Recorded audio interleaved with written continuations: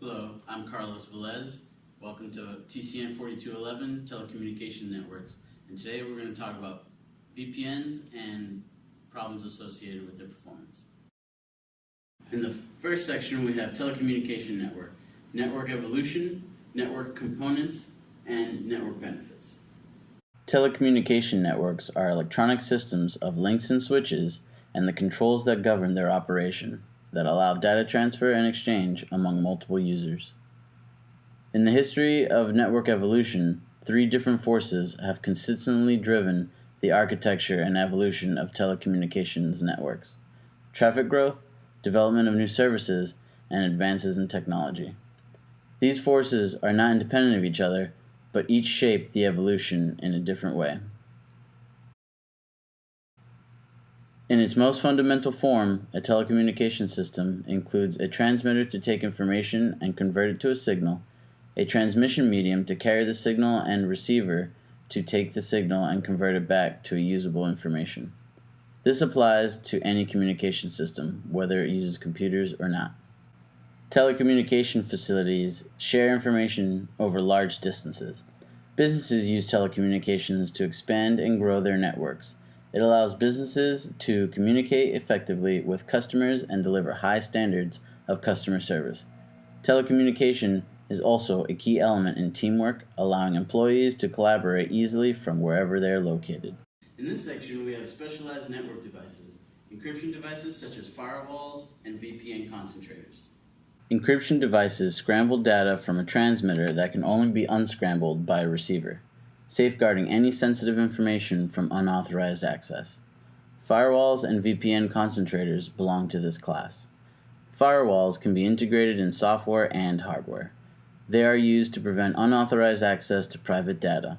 All messages entering or leaving a local area network pass through the firewall, which examines each message and blocks those that do not meet the specified security criteria. But without proper configuration, a firewall can often become worthless. Standard security practices dictate a default deny firewall rule set, in which the only network connections which are allowed are the ones that have been explicitly allowed. A VPN concentrator primarily adds the capabilities of a VPN router by adding advanced data and network security to the communications. It has the ability to create and manage a large quantity of VPN tunnels. A VPN concentrator is typically used for creating site-to-site VPN architectures. It can establish and configure tunnels, authenticate users, assign tunnel or IP addresses to users, encrypt and decrypt data, and ensure end-to-end delivery of data. Now we're going to talk about network security, security fundamentals, categories of network attacks, defending against attacks, and virtual private networks and how they can help mitigate such attacks. And now we're going to talk about security fundamentals, network security goals, which include confidentiality, integrity, and availability. In the age of the internet and global connectivity, the workforce has grown in ways that were initially unimaginable. With that realization, network security has become an important priority of all network systems. The corporate networks in use today have grown in scale and complexity, forcing companies to develop and maintain secure standards and protocols with regard to securing their data. The primary goals of network security are confidentiality, integrity, and availability. Confidentiality implies keeping data private using network security mechanisms such as firewalls and access control lists, require appropriate credentials to access network resources, and encrypt traffic to prevent attackers from utilizing lost data. Integrity is the concept of ensuring data has not been modified in transit while authenticating the origin of all incoming data. This can be achieved by hashing data such as passwords and modifying electronically stored financial records. Availability is a measure of data's accessibility. As many entrepreneurs have stated in the past, time is money, and accessibility to data is the lifeblood of any successful company. And now that we've spoken about security fundamentals, we can go over categories of network attacks: confidentiality attacks, integrity attacks, and availability attacks. Confidentiality attacks often go unnoticed because attackers often copy compromised data rather than manipulating data. Confidentiality attacks often come in the form of packet capture, dumpster diving, man in the middle, social engineering, and FTP bounce. Dumpster diving and social engineering are two of the most effective attacks because they focus on a network's most vulnerable asset, the employee. Integrity attacks attempt to alter compromised data. An integrity attack can also come in the form of a man-in-the-middle attack. An attacker can intercept banking data and withdraw funds from a deposit made by the user. Other forms of integrity attacks are trust relationship exploitation, keylogger password attacks, and hijacking a session. Keyloggers are exceptionally dangerous because all an attacker needs is physical access to a user client to compromise password information from anyone using that specific machine. Availability attacks severely degrade or prevent access to a system. Examples of availability attacks are distributed denial of service, TCP sink flood, buffer overflow, and electrical disturbances. A distributed denial of service attack is inherently destructive as it devours resources on a network from a host of zombies that grant the attacker anonymity. Defending against attacks. So here we have user training, we have patching, and we have incident response. One of the most vulnerable links in the chain of data custody is the user or employee. An example of how vulnerable the users make a network is the broad use of phishing scams. Phishing scams have been used to attack networks since the outset of network utilization. This is because users often make the mistake of trusting emails and links that appear to be trustworthy, but instead pose great risk to the network security. The best way to mitigate this risk is to train users in the dangers of blindly trusting received emails and promoting a company culture that has a strong relationship with its IT personnel. Patching can be seen as a preventative maintenance that mitigates vulnerabilities known to exist in various operating systems and applications. This requires system administrators to stay up to date with their system and having a plan to implement patches as they become available. Incident response is incredibly vital to network security simply because accidents can happen, and no network is completely impervious to human error. For this reason, all network administrators must have a standing operating procedure on how to respond to network security violations. Also, to ensure successful prosecution of an attacker, litigators often require effective arguments of motive, mean, and opportunity. All right, so now we're going to talk about virtual private networks. And within that, we have IPsec with IKE v1, we have IKE models and phases, we have headers and payloads, setting up and tearing down VPN sessions, and other VPN technologies. The two primary categories of virtual private networks are site-to-site and client-to-site. Site-to-site VPN interconnects two sites as an alternative to a leased line, while client-to-site VPN offers the same service as a site-to-site VPN with the added benefit to remotely accessing a network from the comfort of a home office. VPNs allow data to securely transport over untrusted networks. IPsec VPNs offer protections for confidentiality, integrity, and authentication through a collection of various protocols. Internet Key Exchange, or IKE, is an example of one such protocol that provides encryption between authenticated peers with varying modes of security. Headers and payloads offer IPsec the ability to use authentication headers and encapsulating payloads, providing origin authentication and integrity services. IPsec with IKE v1. So here we're going to talk about confidentiality, integrity, authentication, and the Internet Key Exchange. So IPsec provides network data confidentiality by encrypting data. This makes it harder for any data that may be intercepted by an attacker to be utilized in a nefarious manner. Since the attacker does not have access to the encryption key, the data is unintelligible. Through the utilization of checksums and hash values, the integrity of data is verified as a source and destination routers to calculate the same value. Authentication measures are in place to allow users involved in a conversation to verify the other party is who they claim to be. IKE adds a secure nature of VPS as the encryption key being used can be updated, adding another level of security to the authentication layer.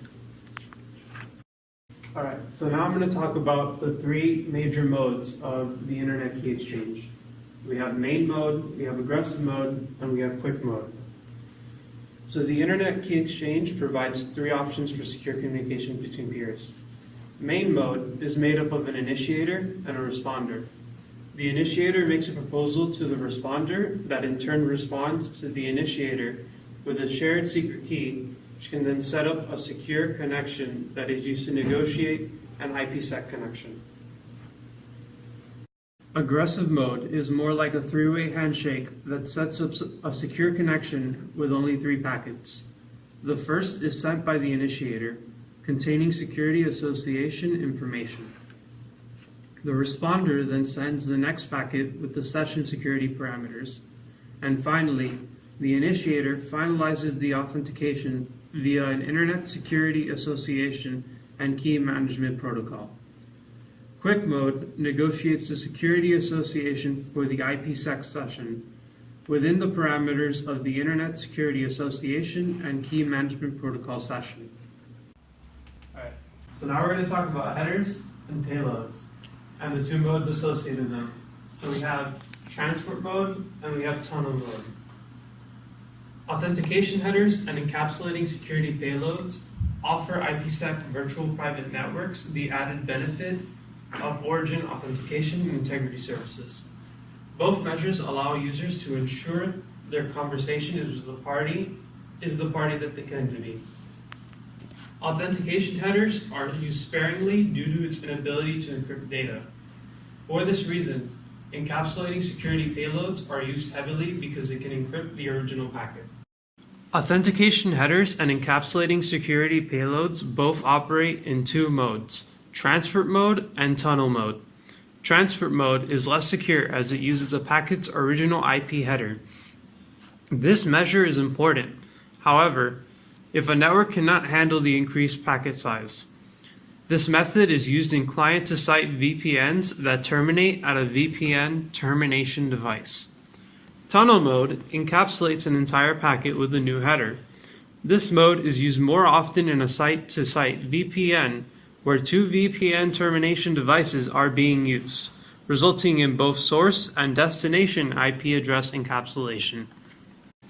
Next, we're going to be talking about setting up and tearing down VPN sessions. We're going to be talking about interesting traffic, negotiation, IKE Phase 2 / IPsec tunnel, traffic flow, IPsec teardown, much more. There are 5 steps to setting up, maintaining, and tearing down a VPN session.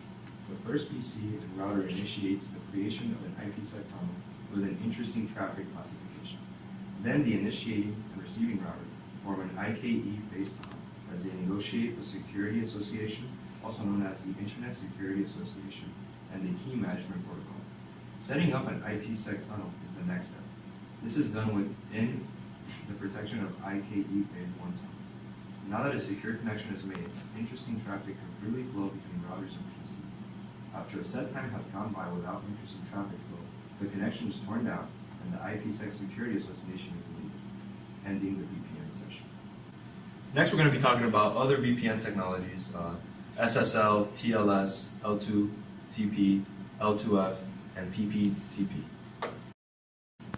Both secure sockets layer and transport layer security provide cryptography and a reliability to the upper layers of the OSI model. Secure sockets layer has largely been replaced by transport layer security, but newer versions of SSL still exist today. Layer 2 tunneling protocol lacks some security features, but when paired with other protocols, it can be used in a secure VPN session. Layer 2 forwarding is useful for PPP over a VPN session, but like L2TP, it also lacks some security features. Point-to-point tunneling protocol is a dial-up-gauge protocol that was used in older versions of Microsoft Link. Next, we're going to be talking about private network versus virtual private networks. A private network is a network that uses private IP address space. These are usually found in companies that are encompassed within a building or shared buildings with server rooms that maintain the data workflow. Private networks are also found in homes that encompass a router and modem connected to a host of devices, ranging from phones and laptops to televisions and gaming consoles. A VPN is a method employing encryption to provide secure access to a remote computer over an untrusted source. VPN are very useful for anyone trying to work from a small office, home office, or someone who would like to secure their internet usage from a personal device. Next, we're going to talk about functionality, the functions of VPN, the implementations, and the devices used in the process. Companies of varying size use VPNs to maintain a secure connection over an untrusted network such as the internet. This requires the use of powerful servers to maintain the secure connection. A network access server is tasked with setting up and maintaining each and every tunnel within a remote access virtual private network. Every time a user attempts to connect to a virtual private network, an authentication, authorization, and accounting server performs three actions. First, the AAA server checks to determine which user is attempting to access the virtual private network. Afterwards, the AAA server checks to see if that particular user is allowed to access the content within the virtual private network. Lastly, the AAA server reports what the user does while within the virtual private network. So today, we're going over some VPN performance problems, which include VPNs that slow your internet speed, VPNs that won't connect, or if they are connected, they'll keep disconnecting, and VPN software crashes. Okay, so these are the slow internet speed solutions, which include using a fast premium VPN, changing servers, changing ports, changing IP protocols, and also changing VPN tunneling protocols. Upgrade your free VPN to a low-cost one. VPN providers prioritize their paying customers, even if they say their free VPN is as fast as their paid option. The server you use for your VPN connection can make a big difference to the connection speeds you get. The closer you are to the server you're connecting to, the better speeds you'll get. While you might think that every port is as fast as every other, you might be surprised to find out that occasionally changing the port your VPN is connected to will help. Some ISPs slow traffic on specific ports, and sometimes you'll find that some ports are faster than others for no apparent reason. Most VPNs allow you to connect via Transmission Control Protocol or User Datagram Protocol. TCP is more commonly used across the internet as it includes error connection correction. So if there's a connection problem or some of the data is corrupted, the transmission is still successful. And the sending computer knows to resend anything that didn't arrive correctly. UDP, while not as common, is notably faster than TCP. It doesn't provide error correction, so if something is lost in transit, it won't resend the information. This cuts down on the time it takes to transfer information, but may also create a less reliable connection. Changing between these two protocols might help you achieve higher speeds, especially if you're going from TCP to UDP. So these are solutions for if the VPN won't connect, which include making sure that you and the server are online, making sure that your username and password are correct, changing ports, or trying to connect to a different network. The simplest things are the easiest to overlook. If your VPN client isn't connecting, try opening a website without connecting through a VPN to see if your internet connection is working. If it's not, restart your router by unplugging it for 30 seconds and plugging it back in. If your internet is still down, it may be a problem at your ISP's end. In many cases, your inability to connect comes from a very simple problem. You typed your password wrong, or you entered your email address instead of your username. If you're getting an authentication error, it's likely related to one of these two issues. Retype your username and password, and if that doesn't work, try resetting your password and attempting to connect again. Again, try to connect the VPN through a different port. Some ISPs and networks block traffic on specific ports, and that can deny your VPN connection request. Check your VPN's documentation to see if it suggests or requires connection on specific ports.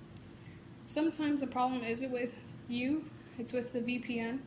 One of the best ways to check this is to join a different network. You can try a nearby public Wi-Fi spot or a public hotspot.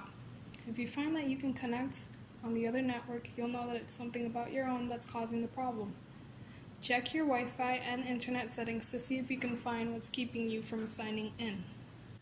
So these solutions are when your VPN is connected but keeps disconnecting. This includes temporarily disabling your firewall, connecting to a nearby server, changing protocols, connecting via Ethernet, and changing DNS servers.